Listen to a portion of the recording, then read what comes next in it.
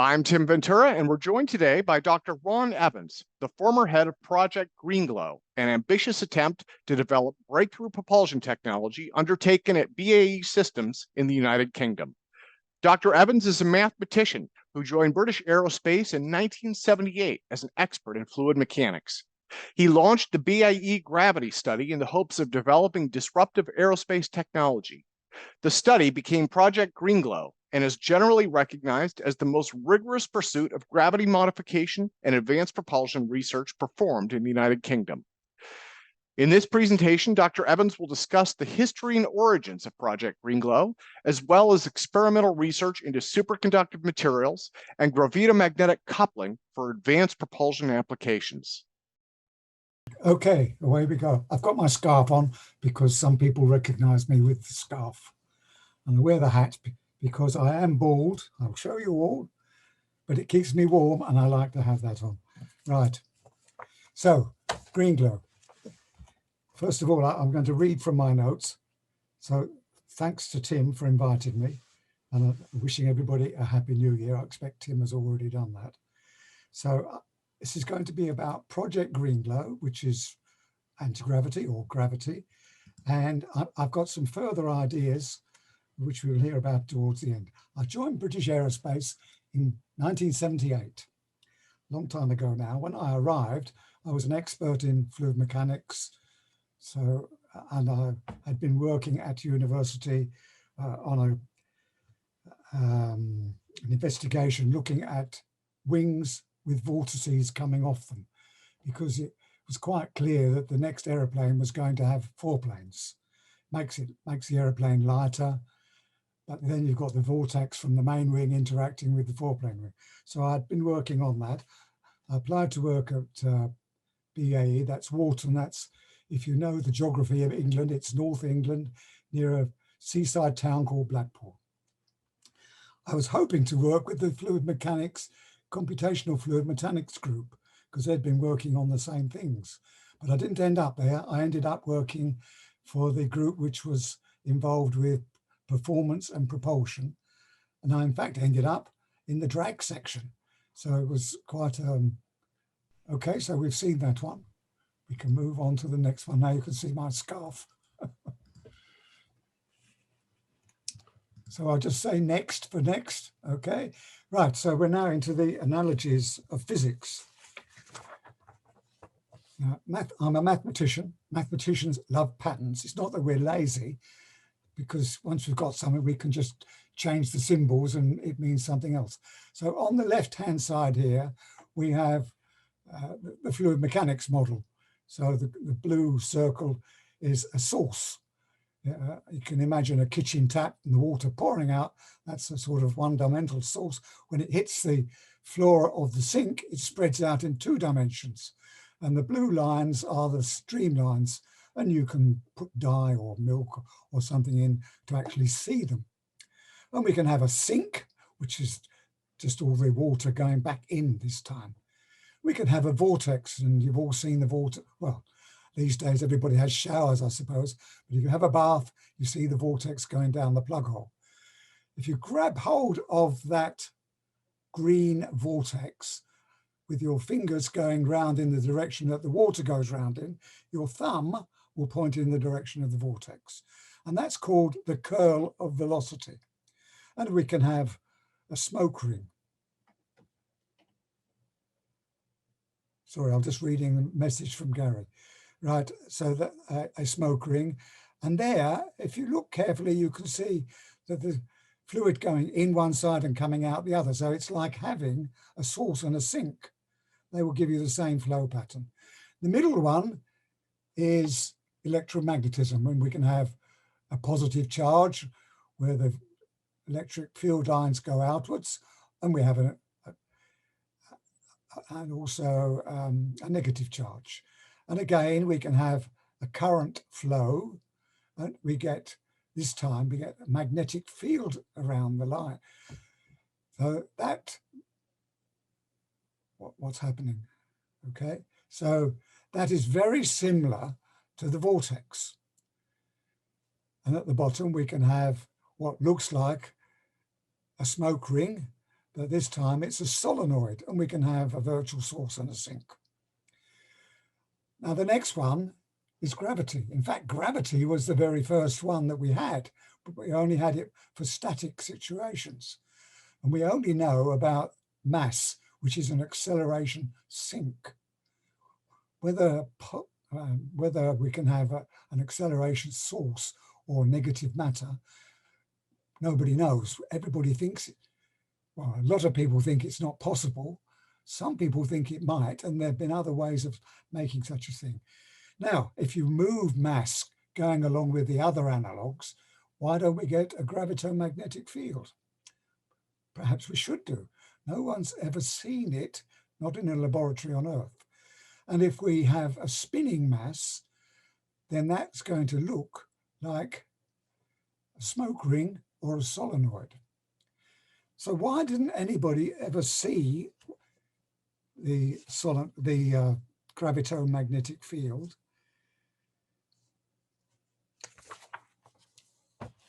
And why hasn't it been made use of? The reason it's not been made use of is because somebody called Gottfried Leibniz, who another man who created calculus at the same time as Newton, introduced something called vis visa. It turned out that vis visa, which was just m times v squared, but if you took a half of it, it turned out to be the kinetic energy. We didn't need the gravitomagnetic field, so it wasn't detectable as far as anybody knew, but we could do without it anyway, so why bother?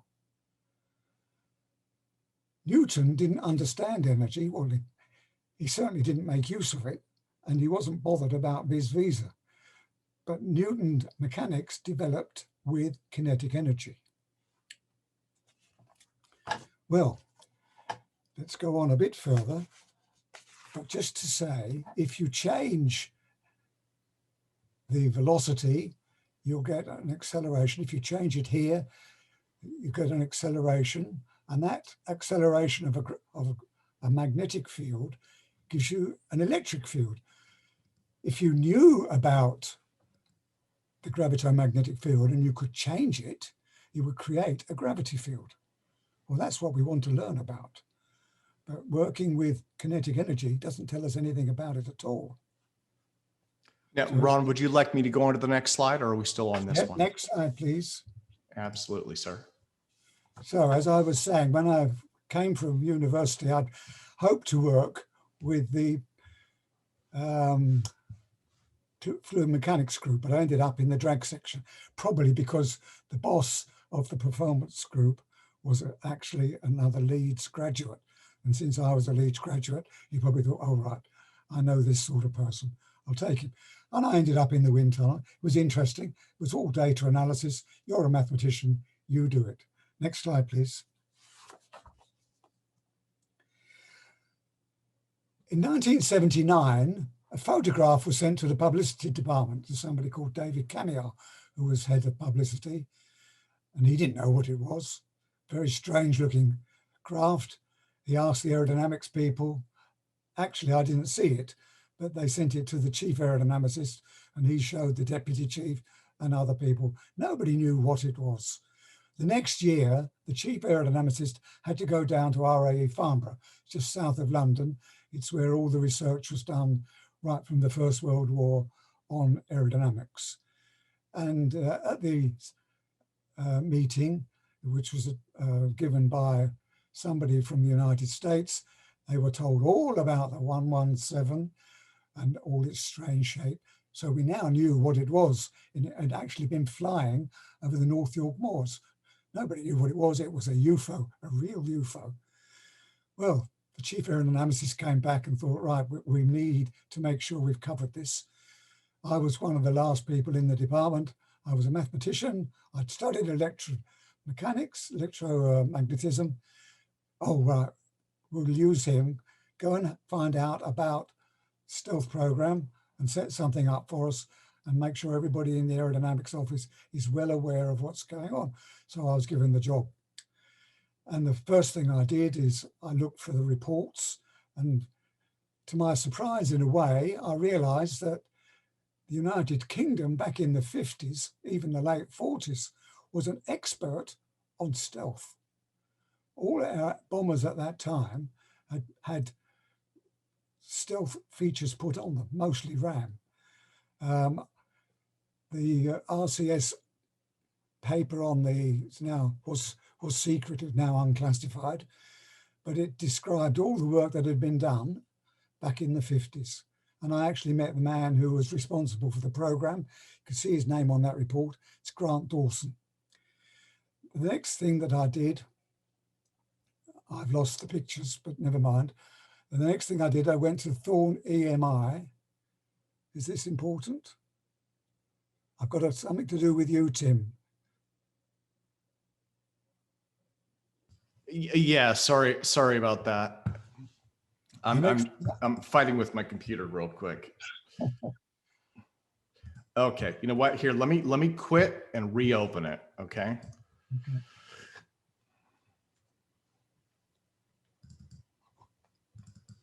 I'm going to take it out of slideshow mode. And guys, please don't annotate or draw on the screen if possible, because that's what.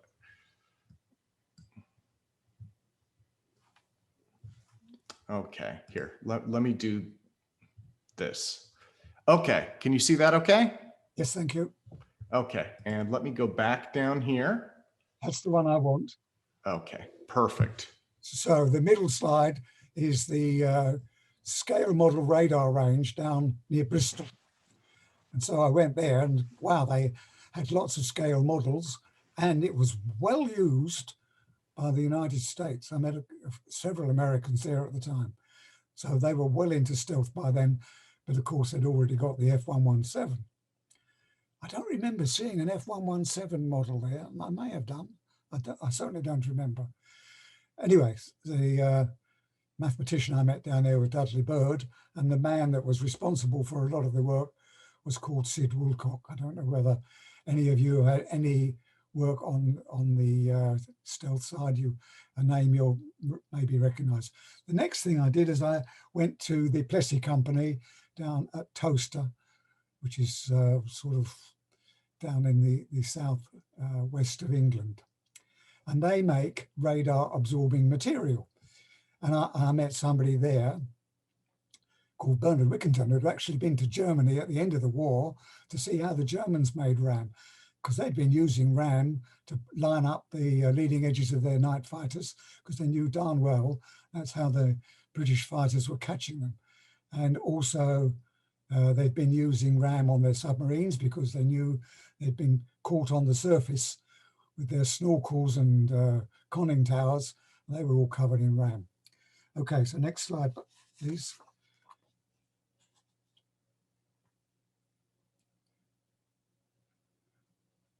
Next slide, please.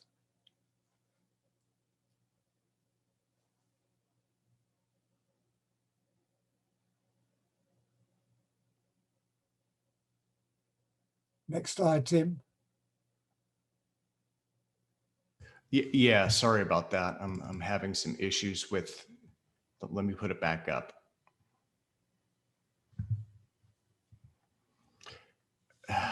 Okay.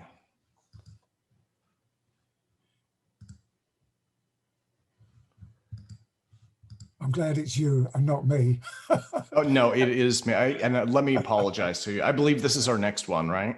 Okay, right. Okay. I got a phone call in 1983 to say, you're going to be moved to the Advanced Technology Group. I said, no, I don't think so. I'm running the stealth program. So I went to see the chief aerodynamicist and said, I don't want to go. He said, well, you've got to.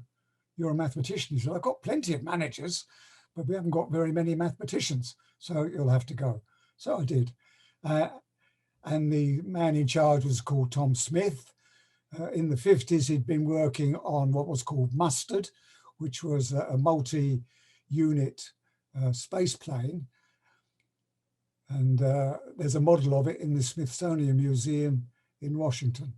Later on, in the 1960s, he headed the HOTOL program. You may have heard of them, I don't know. But there we are. There was the radar, millimeter radar system. The idea was that they were going to fly this and pick up the signature of tanks and be able to actually identify them. British Aerospace wasn't the only company working on this. There was another company called Marconi in the UK and several companies in the United States. And they all got together and compared data. Well, they tried to, they couldn't. There was something wrong. All the data that they'd collected on tanks all seemed to be different.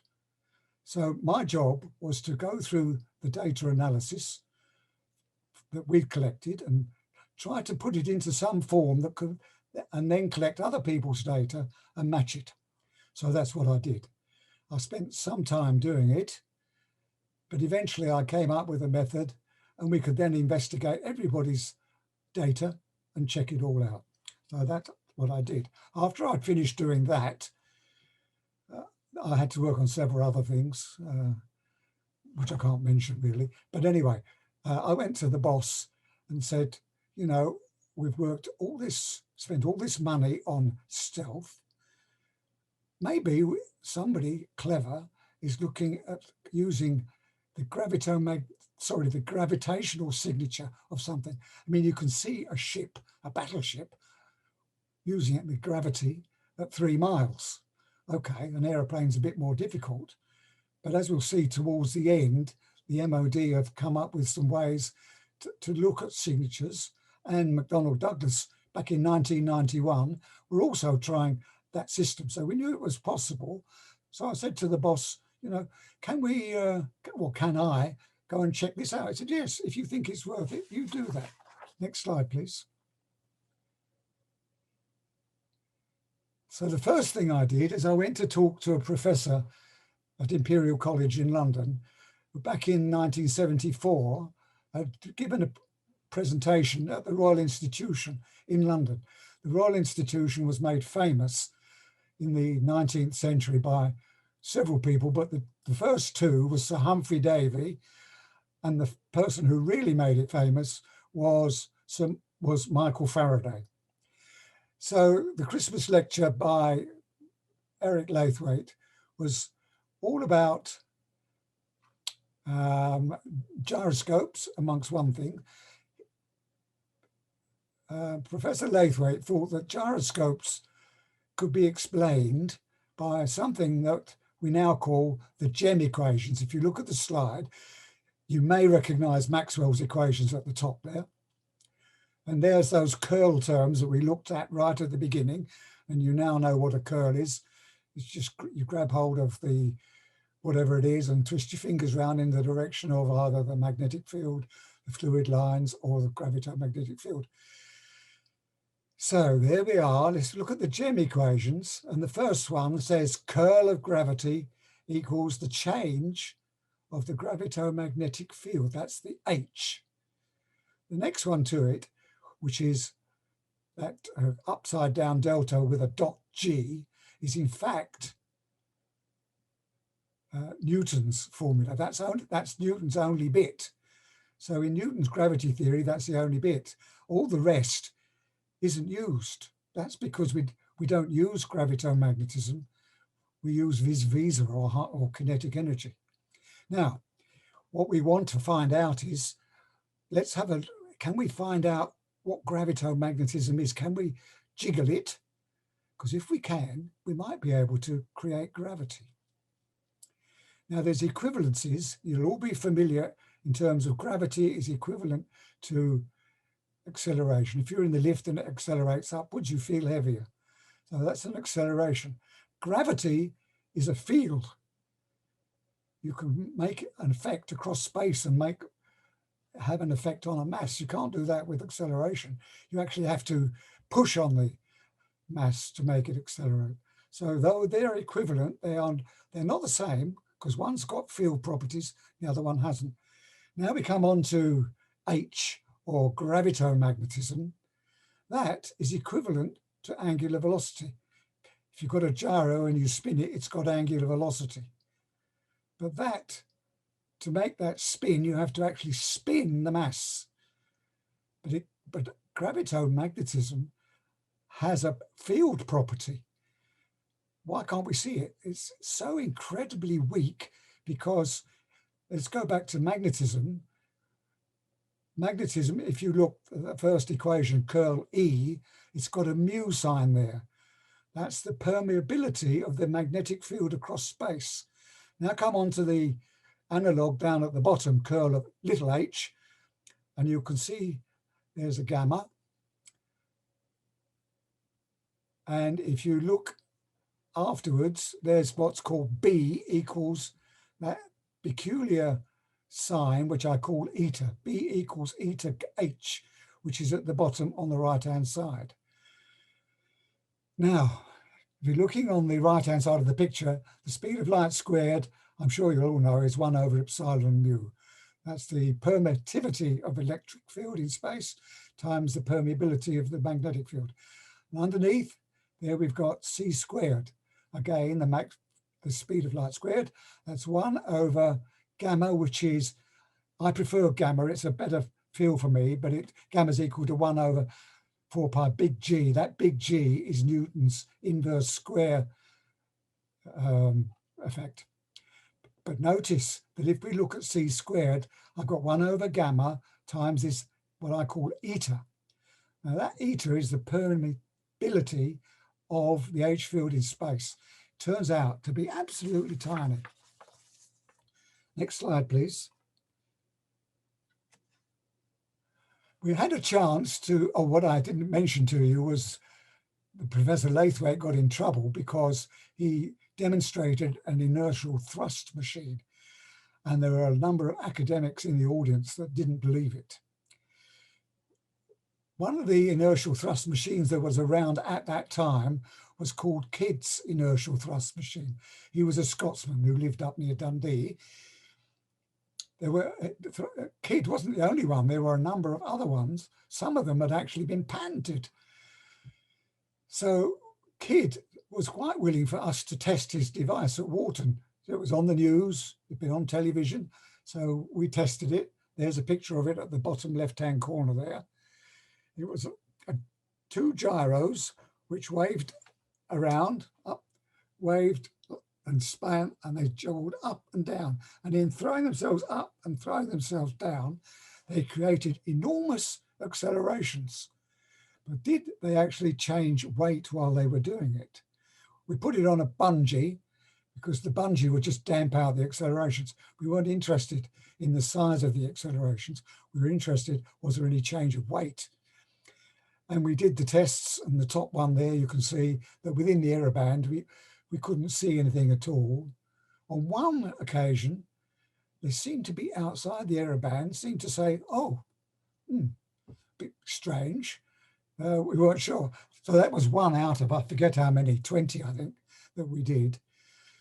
It was July 1991. There was no way, as we will see later, we could carry on doing any more. So we weren't very good scientists.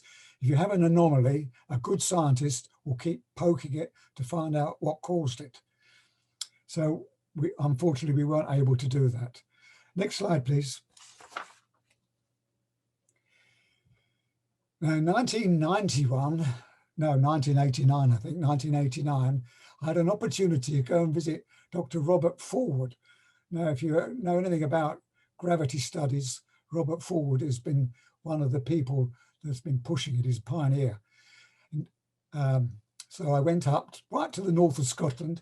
You may have heard of the nuclear power station there, Dounreay. Well, he lived in a cottage at Ray, which was actually just near Dounreay. He wrote a paper in, I should say, he got his PhD working with Joseph Weber, working on looking for gravity waves. Joseph Weber had come up with a long metal cylinder, rather like an antenna for detecting radio waves.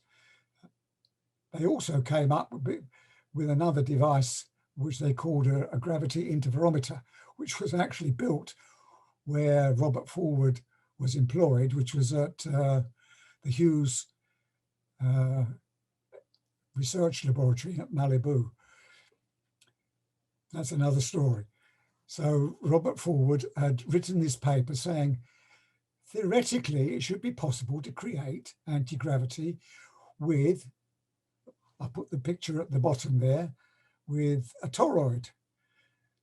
And so with the toroid, if it's electric, it will create a magnetic field inside. If you change the electric field through the toroid, then that blue magnetic field will change. A changing magnetic field creates a gravity field. And that gravity field I've shown, an electric field, a changing magnetic field creates an electric field, which I've shown by that straight line, black line there in the center. And he gave us a model, which when you check it out, it's an approximation, but it's perfectly theoretical. But there are some theory, you have to make assumptions. And at the top there is the electric field that you create. And I've put E epsilon mu, that's the free space value of the permeability of magnetism. And mu r is the relative permeability. And that's the changing current. And there you are, A squared is the radius of the electric lines there in the toroid, and R is the radius of the whole toroid. Okay, I'm just reading that. I'm not sure what that's about. Now, Robert Forward talked about changing those electric toroid and having a big piping and passing fluid through it. But he said it was impossible. However, if you think about it, electric charge has got both charge, but it's also got a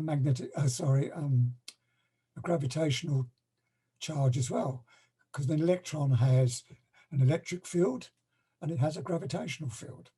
So you could, I put it in, so that's not in his paper, but it's perfectly feasible to write it like that, where again you've got eta naught. Now that eta naught is 10 to the minus 20, sorry, yes it is, 10 to the minus 26. This is why Forward said it won't work. But notice the relative permeability. Now that, probably small, but we don't know what it is. If we go to the one above it, the mu r is the relative permeability of magnetism. Generally, that's between 0 and 1. For a superconductor, it's 0. For most materials, it's about 1. But for some materials, like a material called mu metal, it's 50,000. 50,000 is a bit different to 1. Now, we don't know about eta r. There may be materials which have properties of 50,000. That suddenly starts to make a difference. They might be more than that. They might be 50 million. I don't know. Until someone is able to look at a gravitomagnetic field and start poking it about, we won't know. So in my mind, I have wondered, Robert Forward, did he go back to the Hughes research place and say to somebody, oh, I wonder whether it's possible to change that eta r and make something work, and then we would have a gravity field created too. Next slide, please.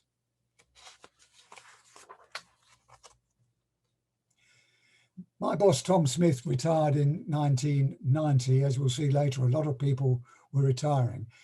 In 1977, the aerospace companies were nationalised, but were denationalised in 1977. So in 1978, when I joined, it had only been denationalised 1 year. All the time, the company was changing, trying to get itself sorted out. In 1990, Tom Smith had been working for what was first English Electric, then British Aircraft Corporation, finally British Aerospace.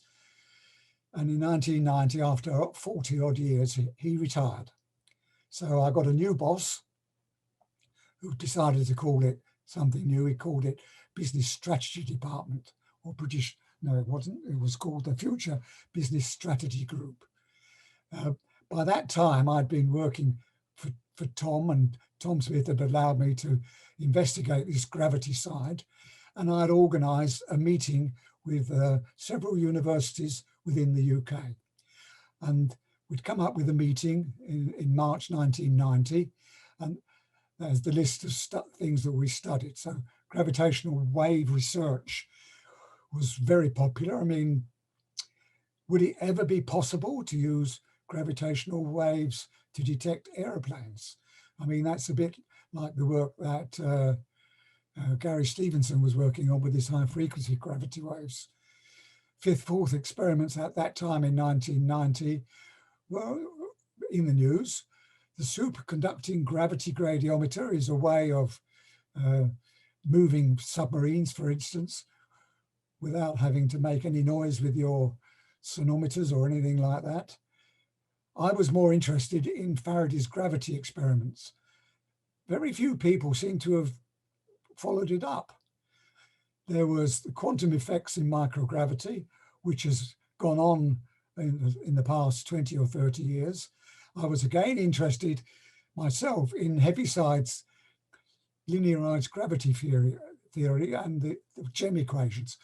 These gem equations were first studied by Maxwell himself. He wondered, having developed the electromagnetic model, well, why it looks very similar to gravity.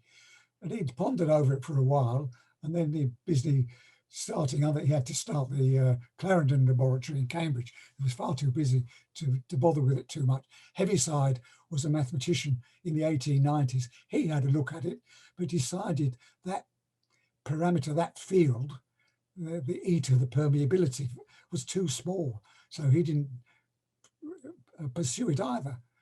We had somebody coming up from Kent who looked at a new model of the electron, and we had somebody from Birmingham University looking at gravitational things. So it was all ongoing. It was very interesting. I published a report. Next slide, please. And that report was sent off to the library, and the library put it on the exchange with NASA. NASA had an exchange agreement with British Aerospace, and they would swap documents. So that went off to NASA. I don't know what we got back in return. Well, in fact, I do.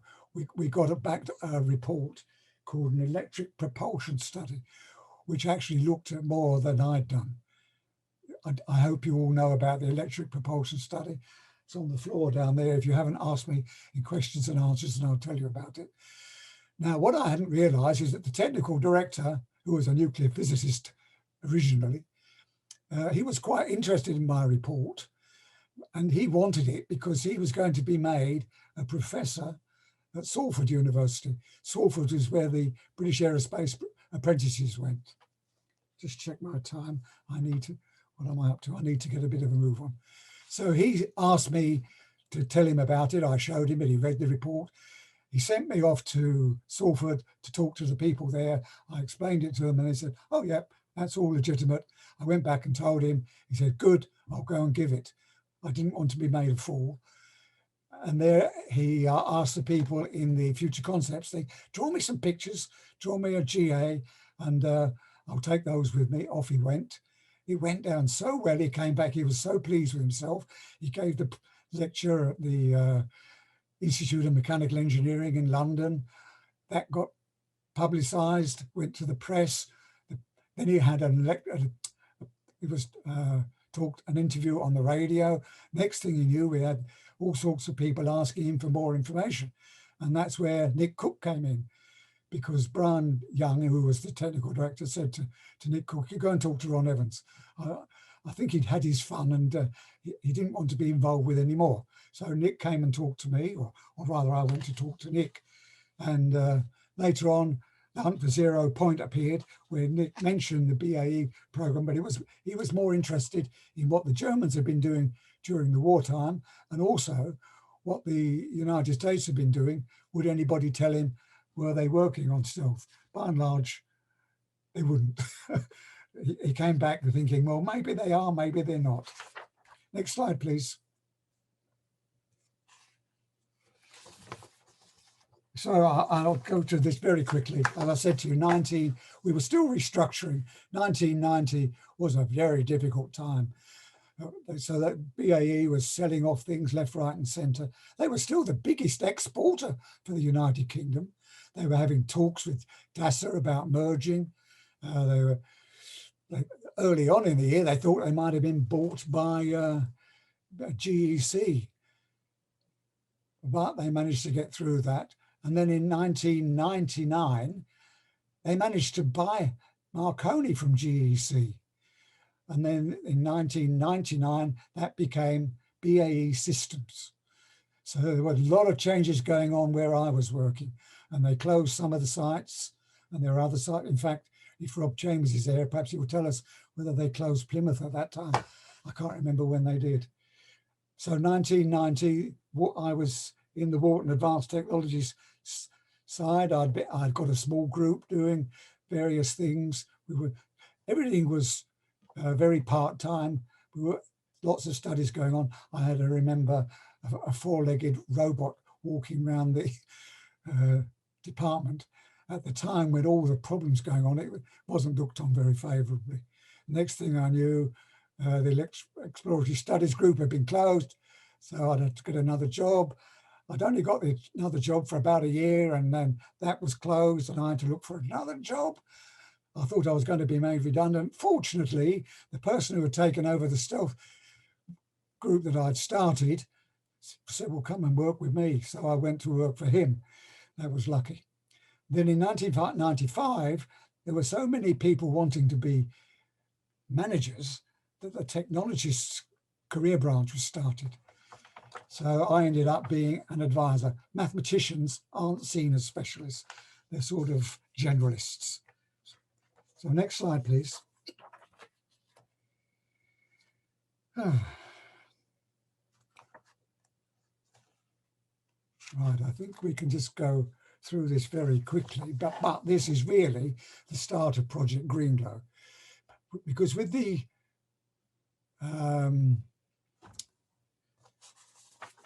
technologists, they'd actually got a little bit of money. In 1980, again, with all the company in flux, really, Wharton had a lot of research money at the time. In fact, when I'd responded to the interview in 1977 to apply for the job, they were the biggest research and development aerodrome in Europe, and they had a lot of research money. But in 1980, the headquarters in London decided, no, we've got what was the Missile Research Centre in Bristol. We're going to make that the BA Research Centre. So we want the research money from Wharton. We'll send it to Bristol. And if Wharton want to do research, they'll have to go through Bristol and get it done down there. So they'd lost a lot of money, but the technologists had got a little bit of money back. So in March 97, I'd got John Allen, who had been made redundant or had actually taken early retirement from Kingston. Kingston was where the Harrier and the Hawk were built, but they'd closed that site and all that work had been moved to Wharton. But he came up to talk to us about the future of aerospace, and he talked to the future concepts engineers. And John, back in 1970, had written a book, and in it there was a chapter about gravity. He was very keen on gravity. His boss, whose name escapes me for the moment, wasn't too keen on John talking about gravity. Like so many bosses, it sounds like anti-gravity, and they're all scared stiff of anti-gravity. So that went very well. I asked John to do a study for us, and that's this blue report on the right there. Supposing we had an anti-gravity engine, how would it change aerodynamics, vehicles? So he went away and did that for us. That later became an AIAA paper. Also at the same time, I went to our local university, University of Central Lancashire, got a professor there to do a study. Faraday had been very interested in heat experiments, so I got him to do a study. It actually turned out to be something that had already been discovered back in 1897 by somebody called Leduc, but I didn't know that at the time. Then I went to a meeting with Robin Tucker at the University of Lancashire. Professor Robin Tucker was a professor of gravitational physics. So if anybody should know about anti-gravity, he should. He was a bit wary, but tackling it from an Einstein's general relativity side, he thought it was worth having a go at doing something. They had a team there of 4 or 5 general relativity people. So he suggested, why don't we come up with a joint program? We'll fund part of it, or we'll get money to fund it, and you'll have to fund the other. So I went back to the technologists, I proposed a program, and it was agreed very quickly, and we got something started. Robin Tucker became the academic advisor. So quite clearly, British Aerospace was not doing the research work. The research work was being done at United Kingdom universities. So Robin was the academic advisor. John Allen was going to be the design consultant. Now that might be done by BAE.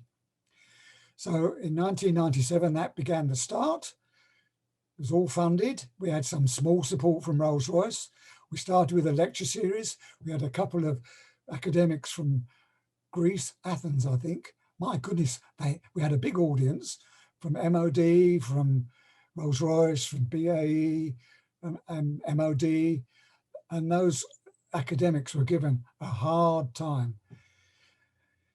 Then in 1999, MOD contacted me and said, look, you should really be having a look at a photon drive. It's work that was done by the Soviet Union, and one of the people that worked on it was Sergei Vinogradov, then at Kharkov University, part of the Soviet Union. It's going to work with Paul Smith. So we got some funding from that. And then along came Podkletnov. It was all in the news. And then I learned that students at Sheffield University were also studying it. I don't know whether Clive is in your audience, Tim, but he will know. I went to Clive Woods and said to him, perhaps we could fund a little bit for you to check it out. And he agreed, a good idea. I've put a picture of Podkletnov's part of his device. The brown is his superconducting ring. It was the YBCO ring, yttrium barium copper oxide. It's called a type 2 ring, which becomes superconducting, getting near to room temperatures. And then those 3 solenoids are the thing that make it work. Now you're going to have to cast your mind back to that toroid. That, in fact, is a part toroid, isn't it? If I filled in the spaces, it would be a toroid. And what did Robert Forward tell us? That if you change the current, it created both an electric and a gravitational field. Now, Dr. Podkletnov had put his device in a metallic container and made it superconducting. It was metallic, it was a Faraday screen. No electric field could get out, but you can't screen against gravity. So maybe gravity did get out. Maybe yttrium barium copper oxide is this very thing we're looking for, the permeability of gravitomagnetism with a high value. I don't know. So on the right-hand bottom corner is one of Clive Wood's reports. Next slide, please. Right, we're halfway and I've only got a quarter of an hour to go. So John Allen did the study for us. I've mentioned that already. Done that, we've done that. Right. To Dundee. Right. Sorry, I'm just having to remind myself what I'm going to be talking about. So 1999 saw the formation, November 99, it wasn't really until 2000 that BAE Systems was formed. And everything came to a standstill in terms of research. All the money that we had at Wharton was frozen. So although the universities that were doing work, they carried on, we couldn't pay them any money. So the ATCs were now, so what had been the original British Aerospace Research Centre now joined with what had been the Marconi Research Centre. So the British Aerospace one at Bristol had dealt mostly with aerodynamics. They'd also, I mean, when I'd run the stealth program, I'd arranged to get stealth signatures, a program called G58. So we were starting to predict from modelling what the radar signature was. All that work went down to Bristol, and the team, I'm afraid, at Wharton had to go and find other work. But the people at Bristol, I better not say any more about this, I shouldn't really. So the team at the Baddow Research Centre, was at Great Baddow, which is in Essex, which is in southeast England. They were really working on electronics and systems and things like that. So between the two of them, they decided they shouldn't be funding Greenglow until they'd had their own look at it and had some assessment. So they had an assessment done by Glasgow University, and that's that blue report there. So that took a bit of time to do, and that had to be funded by the ATC, which included both of them, and it also included Rolls-Royce. They were interested to know what was going on, so that was funded. The report came back and they said the Greenglow thing was really looking more at gravitational and gravitomagnetic fields. It was a field study. They thought it should really be more, or they ought to have more about the quantum aspects of gravity. And I think the reason was about that time, Hal Puthoff and his colleagues had been looking at inertia and saying it could be a quantum effect. Anyway, the universities agreed to fund what Wharton had already started on, and we'd have to get some quantum work. So I managed to get people at Birmingham, Professor Clive Speake now, looking at Casimir study. They're actually using a superconducting gravity gradiometer, but they could do a Casimir study by the side with it. And the Lancaster University people, they went off to New Zealand to look at the gravitomagnetic field around the Earth. I'll say a bit more about that in a minute. And in 2000, we also got Mark Millis to come and give us a talk about what they were doing on the NASA Breakthrough Propulsion Physics program. And then we told them what we were doing. In fact, at the time, well, I'll just tell you what happened. At the end of all of it, we were all getting on very well together, and Mark Millis arranged, I think it was probably through what was called EOARD, which is an American centre in London looking at all research going on in Europe. And the people at EOARD agreed to fund the university people that are working at Wharton to go and give their work, results of their work in the United States. Why United Kingdom can't fund things like that, I don't know. Sorry, I shouldn't be saying this. Not very good for UK. But UK will work on some things. The UK MOD supported what we were doing, but they were scared stiff it would be seen as a UFO study, and they couldn't afford to be mixed up with UFOs. Maybe Nick Pope might tell us something about that. In 2001, I got an introduction to somebody called Graham Ennis. I thought he was a UFO person, and he'd got what he called his Field Propulsion Conference at Sussex University. I was a bit apprehensive at the beginning. It turned out to be very good, and it turned out to have lots of what I call important people interested in field propulsion. People like Hal Puthoff were there. Alan Holt was there, and there were a lot of other people, if I could remember their names now, that you would recognize. But in 2004, that was the 3 years up, I thought we'd done a good program, but we hadn't made any breakthroughs. So it was very adventurous. It was a high payoff if we had made something, but it was very risky. Next slide, please. So in retirement, I thought we'd run a good program. So I sat down and I wrote a book. The first book I wrote was too long, but I trimmed it down and then I tried to get an agent for it. Everybody, my children especially, tell me I can't sell books because I put equations in them. Okay, I went to 48 agents and publishers. They all said, no, thank you. One or two said, yeah, interesting, but no, thank you. So I persevered. Eventually, I thought, no, well, I'm going to self-publish. I want to leave a record of what we did, because I had the feeling that some thought that the people who had done it, and it had all been a part-time thing at Wharton, none of us had been allowed to work on it full-time. We all had other jobs. And I thought, without the record, it's just going to be forgotten. So I wrote it. And before I knew what, I'd got an email from the publishers saying they'd been contacted by the BBC. They wanted to do an Horizon program. Horizon is a science program. It's very well known. It's got another name in North America. Actually, I'd been contacted twice before by previous editors.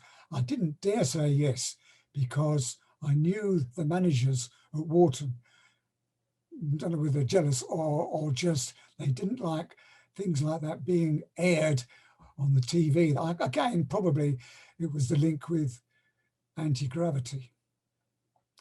So it was Steve Crabtree that contacted me. Was I interested? Well, I didn't work with BAE anymore and I had some other ideas. I said yes. He introduced me to his producer, a guy called Nick Young, and a lady called I'll remember her name in a minute. Sorry if she ever looks at this. It's very rude of me. Anyway, the voiceover was done by a man called Peter Capaldi. Now, you might not know him in North America, but he's Doctor Who in the UK, very well known. He's the 12th Doctor Who. So Nick Young got his program together. I was interviewed in various places. So he talked about the UK Project Greenglow program. He then went to visit Mark Millis and learn about that. He wanted me to repeat the Lathwaite gyro thing that had got Lathwaite into so much trouble at the RI. I wasn't so keen, but he said, you know, this is not just a science program, it's also an entertainment program. So we did it. He went off to Moscow to see Podkletnov and learn about that. He talked about anti-gravity propulsion. Some people said it can't be right.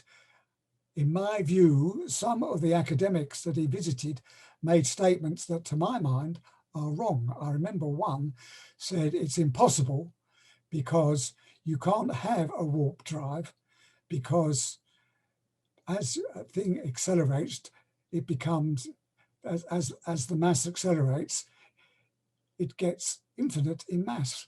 But a propulsion system, a warp drive, has got a positive mass and a negative mass. And if you look at the mass equation, it's got a square root in it, Einstein's square root mass. Certainly the positive mass goes up till it approaches infinity when it's at the speed of light. But the negative mass is also negative infinity mass. And that approaches the speed of light and the two cancel out. On the way, of course, they've both been accelerating and radiating off energy. So he went to visit the people at CERN who had been looking at antimatter.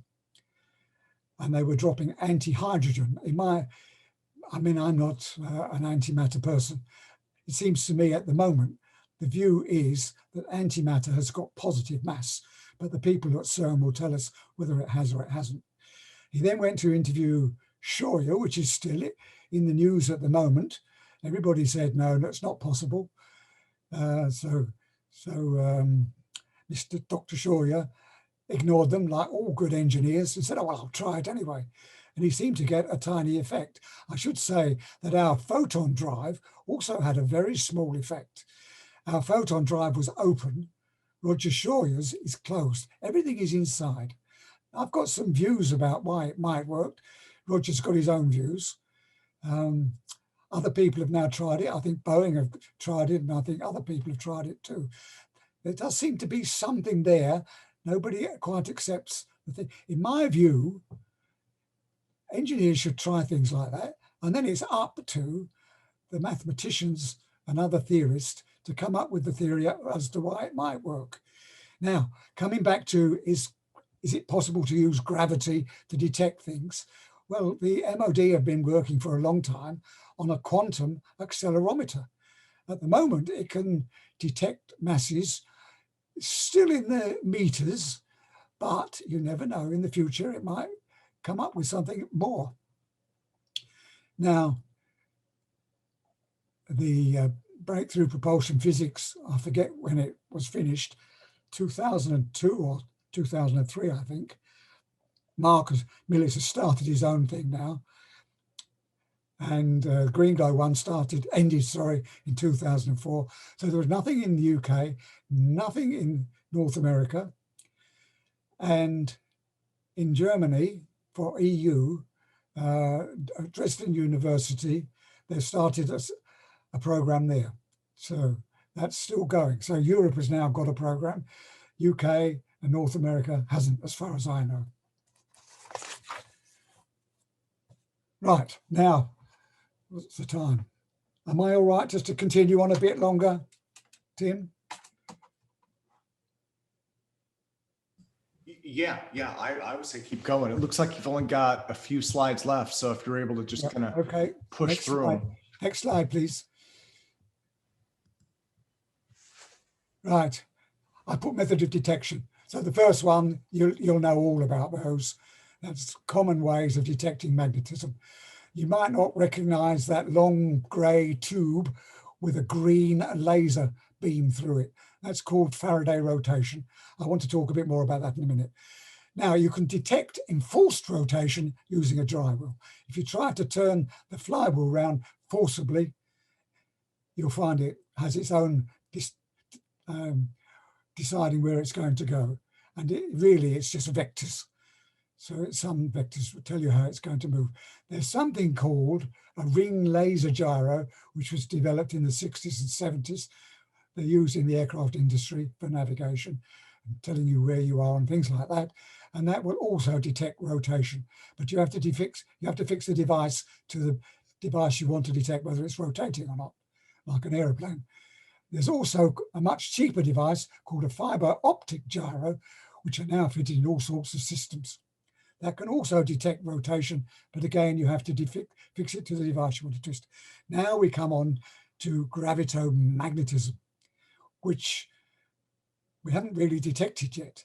If you use a sphere, it has its own gravitomagnetic dipole. It has its angular velocity as well. But if you put angular velocity into a gravitomagnetic field, it won't interact. But the gravitomagnetic dipole of that spinning sphere will, if it's strong enough. It has a gravitomagnetic dipole moment, and this is what they did in the NASA Gravity Probe B. So they had to have a field that was strong enough that that could be detected by a spinning sphere. I'll talk about that in a moment. And then again, you could also use a ring laser gyro. I'll talk about that in a moment. Next slide, please. Right, so this is NASA Gravity Probe B, nothing to do with Greenglow, but it's interesting to me. If you look at the underneath that black rectangle, it says HE equals 1/4 pi, blah, blah, blah, blah, blah. That is the analog of a dipole from electricity or magnetism. So that's where it comes from. It's exactly the same, and you can get it. It's a moment of inertia of the Earth, the angular velocity of the Earth. The distance from the center of the Earth is r. So you can work that out, and it turns out to be very small. And what NASA was trying to do was detect the gravitomagnetic field of the Earth, and also that because the mass of the Earth's there, Einstein said it would warp Earth, and the NASA experiment wanted to detect the warp of Earth. And I forget when they sent the experiment up, but 2004, I think. It's not written on there, but it might be written here. Let me just check quickly. No, I can't see it. 2004, I think. So if you look carefully, you can see the Earth, gravitomagnetic field, that little tiny white circle with a red K underneath it is the spinning ball. It's got an axis, angular velocity axis, which is looking at a star. It goes round that dotted circle. As the Earth spins, that dotted circle does not move. In space, it's fixed. If it wasn't fixed, if that ball went round with the Earth, there'd be no magnetic field. That's relativity for you. So you need it to move. And you can see when we look in 2007, having done, it took 18 months to collect the data. So 2004, 18 months. It took another year or so to detect the space-time curvature, but they've detected it. The next thing they wanted to do was to detect the gravitomagnetic field. And you can see how small it is, 0.042 of a second of arc. And they managed to detect that in 2011. Now, as my technical director once said to me, what's the use of gravitomagnetism? It's too small, forget it. Well, looking at that, that seems to confirm it. We're not going to be able to create a gravity field from that. Anyway, we'll go on about in a minute. Look at the bottom right-hand corner. There's the Earth spinning, there's Australia, and at the very edge is New Zealand. And the people from University of Lancashire, Robin Tucker, and a few others at the University of Canterbury, they've got the world's largest ring laser gyro. It's fixed to the Earth, so it can pick up the Earth's angular velocity shown as omega E there. That's easy. They can do more than that. That omega E is like a spinning top. It precesses. I forget how big it is. It's about a meter or so. They can detect that oscillation of the Earth. The Earth's like a spinning top, no problems. What Robin Tucker wanted to do is a spinning top, so it must have a gravitomagnetic field. Hang on a minute. It's not moving relative to the Earth. What the Earth is doing, it's spinning relative to space. So now we're looking at the other way around. As the Earth spins, it's spinning relative to the Earth, so it's spinning to space. So what they're trying to do is pick up the gravitomagnetic field of space. It will be the same as the gravitomagnetic field that the NASA experiment will try to detect. Next slide, please. Right. Now, this is a conundrum to me. When you drop a mass, we know it's weightless. If you're in a lift and it drops away from your feet, it accelerates downwards and you float. But if you look at that equation there, if you remember the GEM equation right at the beginning, it said if you could change the gravitomagnetic field, you create a gravity field. And it's that gravity field that we are interested in. But we had that permeability term, that what I call eta there. Now, I've also told you there's an equivalence between gravity and acceleration. But if you're going to cancel a gravity field, you can only cancel it with a gravity field, not an acceleration. You've got to have a gravity field cancelling a gravity field. So where's the gravity field? We look at that and we say, well, that eta there, sorry, that's my thing. I don't know whether you can see that. Has that appeared on your pictures? No. Right. Oh dear, what did you, right, it's gone. So I can write that out as the gravitomagnetic permeability in space outside the mass and the gravitomagnetic permeability inside the mass. Now, outside the mass is 10 to the minus 26. We can forget it. So that first term on the right-hand side is negligible. So Although there might be a gravitomagnetic field outside, we can't detect it. For the whole mass of the Earth spinning, you know it was tiny. But what's going on inside the mass? It's got a gravitomagnetic field inside the mass too. Is the gravitomagnetic permeability bigger? How on earth do we measure it and decide? Because if we could make it big, we might be able to control gravitomagnetism, and if we can change it, we've got gravity. Next slide, please. Well, I don't know what the answer is. The thing about a falling mass is unstable. It's very difficult to model mathematically. The thing I know that I can do, because I can base it on an analog, I know about line charges, so I can do a mass charge and I could drop it. And now it's steady because I've shown the big mass at the top there, but that's really that element in the middle of that line mass. And if it moves with a constant speed, I can work out all the values for the gravitomagnetic fields, both inside the mass and outside. And if you look about halfway down, I've written hx equals 1 over 2 pi r, and it circles round, and I've written h int, which is internal, and that circles round. And if you go and look in your electromagnetism's book, you'll find what are called Biot-Savart laws, and they're exactly the same. Now, from our model of gravitomagnetism, we get eta, and that tells you that outside it's zero or virtually zero. Well, that's because the permeability, the density of free space acts almost like a solid.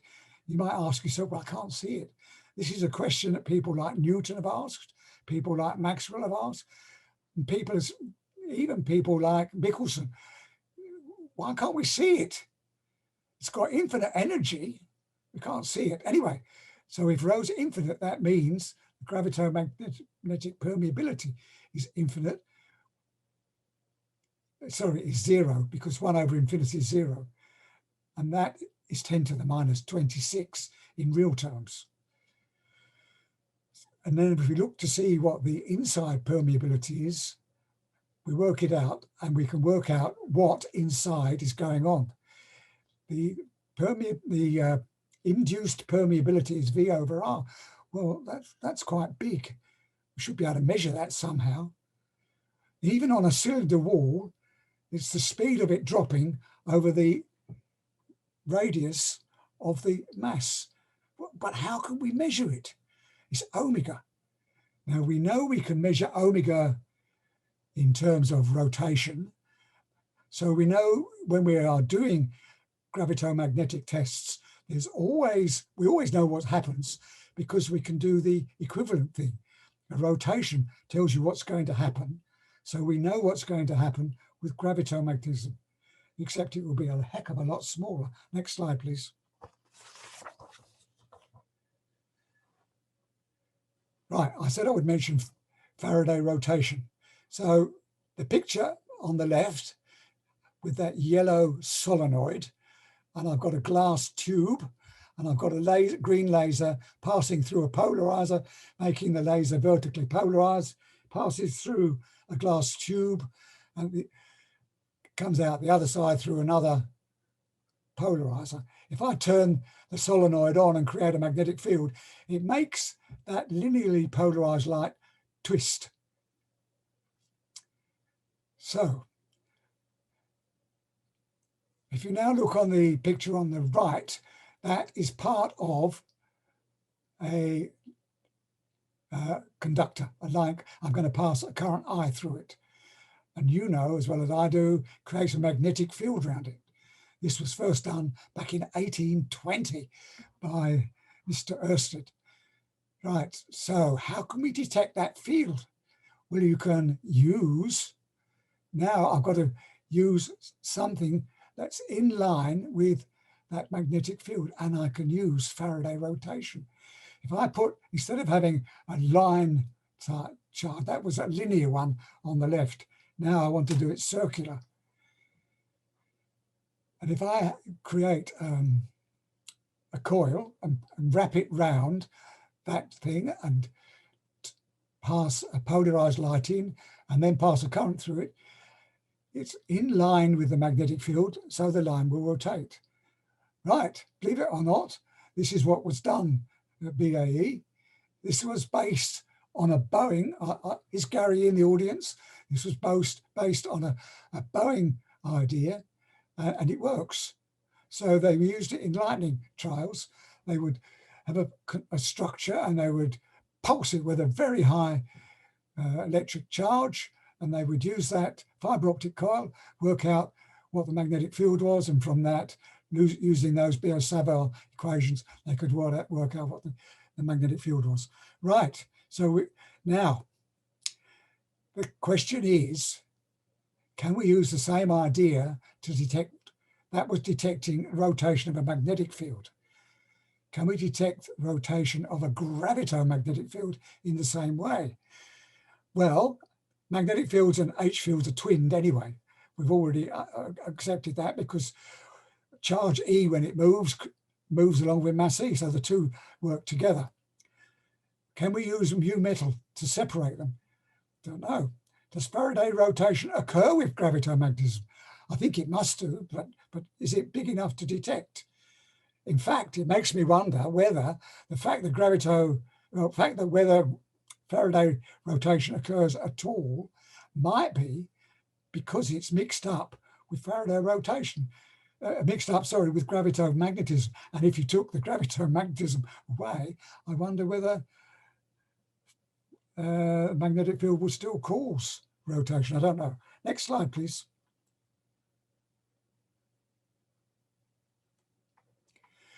I'm very keen, as you saw right with my early meeting with the universities back in 1990, Faraday's first gravity experiment. I was just looking in a book here, which is about Faraday. And at the end, it's about the Zeeman effect, which you may or may not know about. Zeeman was looking for the change in light when you put a magnetic field. So Faraday had a spectrometer, was shining light through it and getting all the various patterns, and then putting a magnetic field near it to see whether it changed. It didn't do anything. That was in about 1860 something. And Zeeman was looking through Faraday's diary and wondering, Faraday tried it. I wonder whether there's anything in it. He tried it, and guess what? With more sensitive equipment, he detected it. Well, there you are. So Faraday's mind was just amazing. He wasn't a mathematician, but he was brilliant at understanding what nature did. So this is Faraday's first gravity experiment. If you think of his induction experiment, it was very similar. What he did was put a coil round an object, a cylinder of something, iron, copper, or bismuth. He then attached a coil around it, and he dropped it because he thought, as that mass dropped, he thought that it's just possible it might create an electric current, and he would see that on the gyro. Just like his induction experiment, he thought it would only be temporary, so you have to be very careful to watch it. And his first experiment, it did do that. He thought he'd found something, but then he realized when he dropped a wire through a magnetic field, it created an effect, so he had to twist the wire. And when he did that, it didn't do anything. He spent some time doing other experiments. He never went back to this one. And I've looked at it and I've thought, I think he was probably right. Something does occur around it. Well, theoretically, it does seem to be the gravitomagnetic field. But how are we going to detect it? It's no good looking outside that mass. We've got to look inside. Now, inside, of course, is a bit difficult, but we can actually put the coil on the surface. The thing about gravity and gravitomagnetism, in the NASA Gravity Probe B experiment, that ball that was spinning, they had to enclose it in mu metal. They didn't want Earth's magnetic field interfering with gravitomagnetism. Gravitomagnetism is not shielded. Gravity is not shielded. We've only got one sort of mass, so you can't shield mass from outside effects, nor can you with gravitomagnetism. So if you put that fiber optic coil on the surface of the falling mass, what's going on inside the mass will create a gravitomagnetic field. You can't shield it, so it will get to the surface and it will be on the surface. It won't be outside the surface because that's where the permeability is so small, but it might still be there on the surface. So that's my idea for checking it. Of course, you don't really need the mass itself because the fiber optic itself has got mass. You could just drop a big coil and see whether there's any effect on polarization. So those are the two ideas. Is that the last slide? Oh no, next slide, please. So I think I'll read it very quickly. Have we got time? No, I won't read it. What I'm saying here is that Hans Ørsted discovered the magnetic field around a moving charge in 1820. We want to detect a gravitomagnetic field around a moving mass. If we can do that and start probing it in a laboratory, just like everybody else probed what Ørsted had discovered, we are going to be able to probe gravitomagnetism and work out how to change it. Once we can change it, we can change gravity and make gravity. That's the end. Thank you for listening.